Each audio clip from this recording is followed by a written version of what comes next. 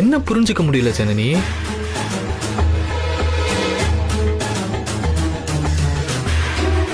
நான் உன்கிட்ட 1000 தடவை சொல்லிட்டேனே, நமக்கு இப்போ குழந்தை மட்டும்தான் முக்கியமான விஷயம், அதுக்கு தான் நம்ம முன்னுரிமை கொடுக்கணும்னு நான் சொல்லிட்டேன். மற்றதெல்லாம் கொஞ்சம் தள்ளி வைக்கலாம் தானே நம்ம பேசணும். இந்த தொழிலெலாம் நான் வேணான்னு எதுவும் சொல்லலையே.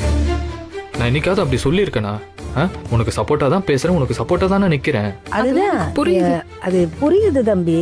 ஆனா இந்த பேச்சு வரும்போதெல்லாம் உன்னை அறியாம நீ படக்குன்னு கோவப்பட்டுற. என்ன பேசுறோன்னு என்ன எல்லாரும் கோவப்படுறேன் இதையே சொல்லிக்கிட்டு இருக்கீங்க?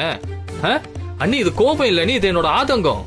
அண்ணி உங்களுக்கு புரியுதா இல்லையா? அண்ணி நீங்க எல்லாரும் உங்களோட உணர்வை மட்டும் பாக்குறீங்களே தவிர என்னோட உணர்வை யாருமே யோசிக்க மாட்டீங்களே.